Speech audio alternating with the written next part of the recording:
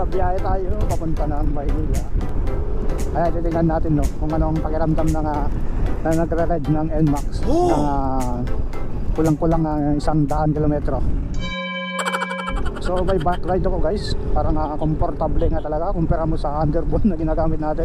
Ang ginagamit ko lagi sa pagbiyahe papuntang Maynila is yung Rider 150 ko. Yung signal light kuya. So ang tinakbo pa lang nito guys 148 kilometers. So kailangan natin na ma-PMS ito bago lumuwas papuntang Bicol guys no. Kaya inahabol namin, kailangan na gamitin nyo yung first PMS nya para alinis agad yung makina nya. Nakakayo magbiyahe ng malayo so, parang hindi pagod ayos. Saka yung paa mo talaga guys no, komportable no, nasa harapan simula ng traffic kasi dito yung Cavitex entrance no. So ang daming nagpapasok ang mga 4 wheels dyan no. Ayan, yung mahilig ko sa talaba dito lang guys, mahirap ilusot yung NMAX no, o lalo na first time natin, baka kasi bumangga tayo. Tana tayo dito. So pag nakakasabay mo yung mga kapwa mo motorista guys, parang ang saya. Parang yung mga bata lang na naglalaro, pag may kasamang naglalaro napakasaya. Op, si kuya ginagawa. Muntek. Yung mga naglalaki pala ng top box guys no, medyo ingat-ingat tayo no. So ang daming nababalita na pagliko nasasabit yung box alanganin yung mga ganun guys. Wow, yung mga sounds na ganun guys no. Ayos. Wow, sarap sa tenga. Hindi pa tapos ang pandemic guys, na-extend pa ng 1 week. So kita mo naman. Wow. So sa mga kaibigan kong nanonood, noble ingat. Alright, ang dami natin. Parang normal na guys no. What? Ba't ganun yung helmet ni kuya? Baliktad. Alright, tandaan lang mga trupa. So dito natin masusubukan to guys no, kasi napaka-traffic na dito. Nung dumadaan ako dito, kailangan diskarte. Kung naka 4 wheels ka, talagang mag-aantay ka guys no. Yun, shout out kila kuya. Sarap ng pwesto ni kuya.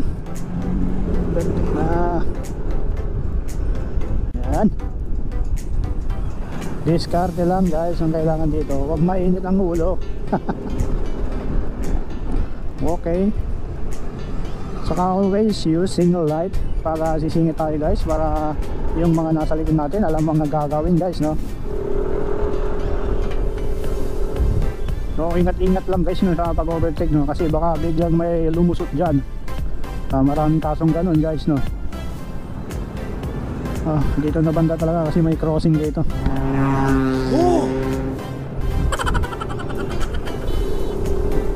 Ganda dito, mga tambayan ng mga nagpapahinga no? Kahit mga kapwa natin motorista. So right guys, nandito tayo sa Baclaran. So mas lalong magdodoble ingat tayo dito no. Meron namang motorcycle lane pero parang hindi nasusunod guys. Sumunod na lang muna tayo. Diretso tayo ng Magallanes. City ride tayo. Yeah, lusot. So ito talaga guys no, nakakatakot Maynila kung saan nadaan yung mga sasakyan no. Lalo na pag mga ganyang crossing, kailangan din nakatingin tayo sa traffic light no, para hindi tayo mabigla. So 168 na, 169 kilometers. So naka trip 2 tayo. Hindi ko alam yung mga function na trip 1, trip 2. Meron pang echo guys.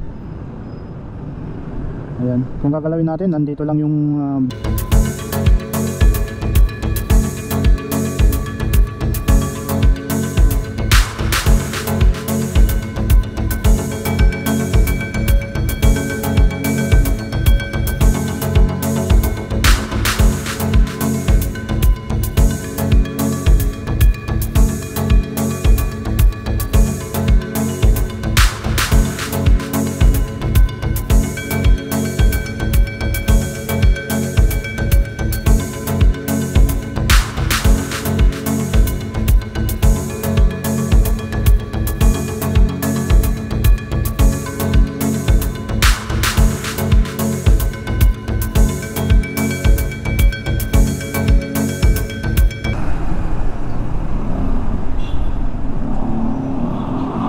Ah? Hindi yan. Kasya ba to? Kasya yan. Parang di kasya. Hey, okay.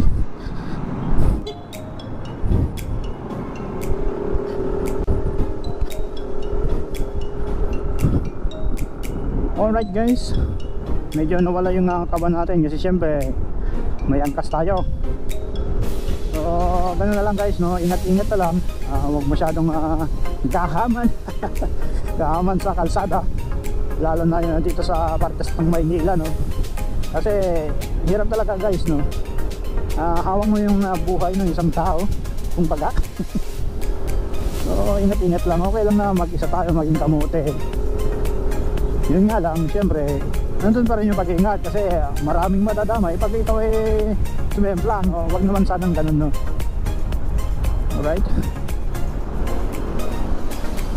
so ito ulit yung ride ko sa Manila. Lagi-lagi ako dito guys. Dito na rin ako nagbre-break in ng rider ko noon. So napakasaya kasi open pipe pa nun guys pagdaan mo sa mga ganitong kalsada. Ayun, pinagbawal na, tahimik na ngayon guys. Kaya maganda ngayon yung mga malalaking bike natin, no? Ayan. So kailangan alisto talaga yung mata mo. Yan. Pero medyo may kahinaan tong kanyan LED nya. Yan, naka-high siya guys. Makikita nyo, ayan, naka-high na yan. Mayroon indicator na kulay blue. Ibig sabihin naka-high siya. Kaya yung mga kapwa natin nga naka-NMAX na nagdadagdag sila ng ayun, mini driving light. So mas malakas pa yun sa stock na LED light natin, no? Headlight, sa headlight natin, no? Ayan. Walang laman ng LRT natin. Napakaserte pa rin guys ngayon kasi dati nagko-commute ako, nasakay ako sa LRT. Ayan, kung makikita nyo, ayan, konti ang laman. Woo! No. Sunset guys. So ayan, dun tayo sa kabila nakatingin. Ito, ayan, for the view. Ayan, basta natin yung side mirror natin kasi hindi nakikita yung mga nasa likod. Woo! Kung ba ako kililiko, ayan, titignan nyo muna yung nasa likod nyo. Kaya magkuhan tayo ng signal light, ayan. Bukas lang tayo ng signal light guys para yung nasa likod mo ma-alerto. Medyo matagtag siya guys, no? Hindi tayo judgmental na ito ay yung shock niya matagtag. Baka naman na yung hangin ng gulong as yung pressure niya, parang gano'n. Pero kung ikukumpira mo sa sporty na, siyempre komportable dito. Siya lalaki ng gulong guys, no? Hindi kakabahan. Kaya yung gamit natin na isa yung sporty, malaki yung gulong. Oo, ilalakaan ko yung gulong. Nanguhuli yung mga MMDA guys, no? Sa mga, siguro sa mga backride na walang helmet, nakatsinelas. So sinisita dito sa Maynila guys yung nakatsinelas, naka short pant. Ayan guys, yun si kuya, ayan yung sinasabi ko. Nadadali rin ako nyan kasi mahirap ang buhay talaga dito sa Manila, pagsapalaran dito sa Manila. Pero guys, para sa akin, no, mas maganda mamuhay sa probinsya. Ayan, tumingin din kayo sa mga enforcer, no? Kasi pag nabakan nyo yung guhit na yan, yari kayo. And shout out sa mga kaibigan natin dyan, traffic enforcer, no? Napakasipag nyo. Kahit napakatirik ng araw, nandito pa rin sila, no? Minsan nagkakainitan, no? Pero syempre trabaho lang yun guys, no? So ayan, tingnan nyo guys, medyo mabilis yung sasakyan, no? So medyo kagabihan tayo, uwian na, kaya siguradong traffic sa dinaanan natin kanina sa Paranaque. So ito guys, no, masasabi ko sa NMAX, napakaganda talaga, lalo siguro sa long ride, no? Pero kung ako sa inyo, mas maganda yung solo ride na talaga, yung wala kayong back ride, no? Kasi mahirap yung may back ride, isipin mo yung kaligtasan niya, parang ganun guys. Okay lang na yung bigat ng motor kaya namang dalhin, pero yung pag-iingat guys, parang nandun pa rin yung takot mo, eh. So hindi ka makakapagpatakbo ng mabilis sa akin guys, pero yung iba na kapwa natin dyan na naglo-long ride, sanay na sila na may back ride. So shout out sa mga kasamahan natin na naglo-long rides kasama yung OBR nila yung tatawagin guys, no? So ingat-ingat pa rin tayo pagdating sa mga long ride. Wow, singit ako, ganda ng kotse ni kuya. Alright, so tignan mo naman guys, no? Parang ramdam ko hindi hirap. Grabe si kuya magtatakbo. Parang hindi sa hirap, parang ang gaan. Ayan guys, oh. So tumatakbo tayo ng 79, 80. Hanggang dito lang tayo guys, no? Saka na yan para medyo lumuwag-luwag na yung makina natin, no? Hindi ako makapag-ride guys, kaya ang daming papelas na asikasuhin. Sabi. Tapos siyempre nakamotor tayo, mahirap nyo yun guys. Pag mababiyahe hindi tayo sigurado kung makakapasok tayo sa lugar. Pandemic nga naman, di ba? Yan. So mamimiss natin yung rides na ganun guys, no? Gamit ko ngayon na visor ng helmet guys, yung Iridium. So tignan natin sa gabi kung makikita pa niya. Binaan ko yung clear lens ko, baka mamaya hindi na makakita. Baka mahirap guys, no? Pag nagbabiyahe ka naka-open yung visor ng helmet natin, no? Baka pasukan ng lumilipad na kulisa, kayari tayo. Sana wala ng checkpoint to. Kasi doon ako natatakot kasi for registration pa ang ating motor, wala pa yung ORCR. So meron 7 days na binigay ng Yamaha guys para magamit natin, no? Pero after ng 7 days wala na yon.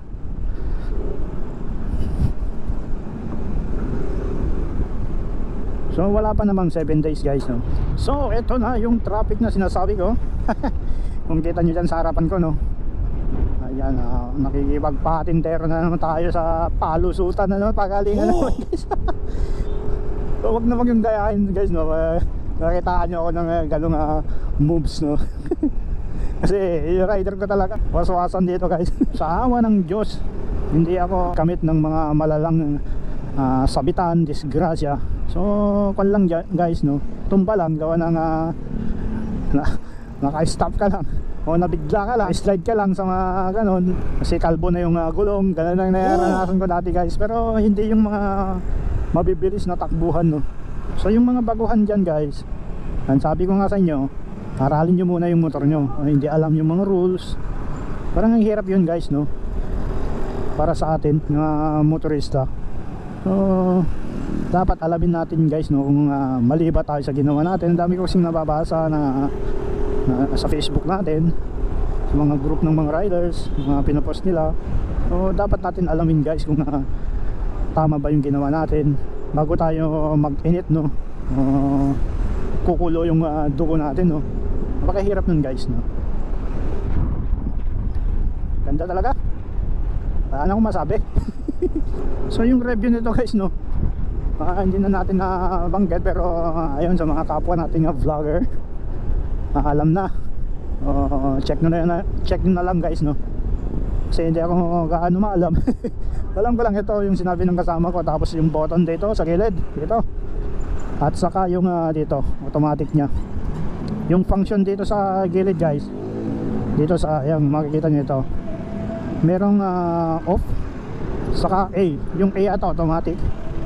Hindi ko alam kung 5 minutes, 5 seconds.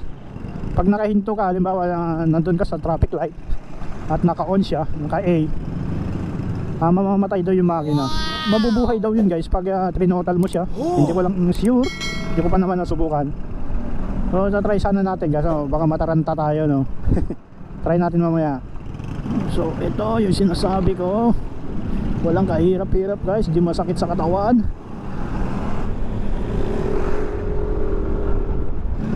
Di ko alam kung partes to ng sapote. Lakas talaga ng NMAX guys, karangkada nya. Gabi na, torque talaga ang NMAX.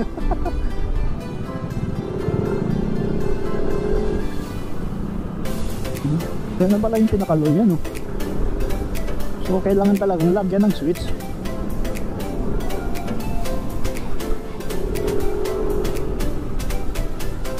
Grabe guys, parang hindi nga talaga ako pagod. Yun, no? Malusot tayo agad doon.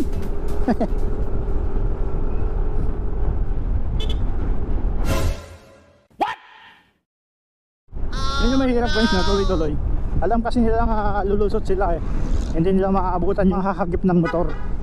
Kaya maamoy ko. Ito kasi yung hospital guys, parang may naaamoy akong gamot. Grabe guys no. Suot tayo ng face mask. So yun guys no, agatid lang naman tayo ng pasahero sa Magallanes.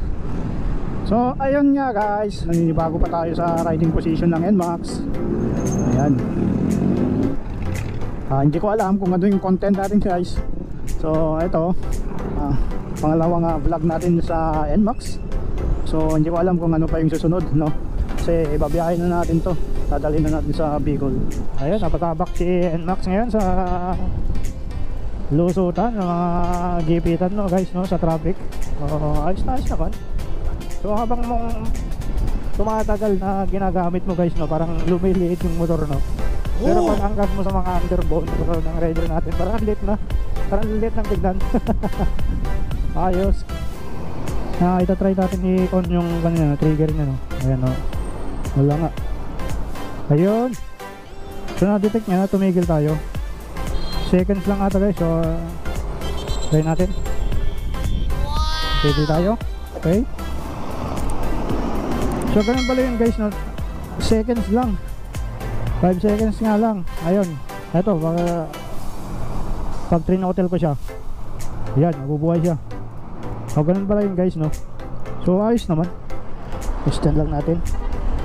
So ito yung high nya guys no. Ayan, nakita nyo, ayan yung LED nya. Ayan. Ito guys.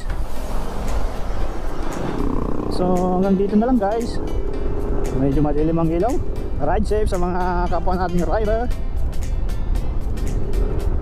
God bless.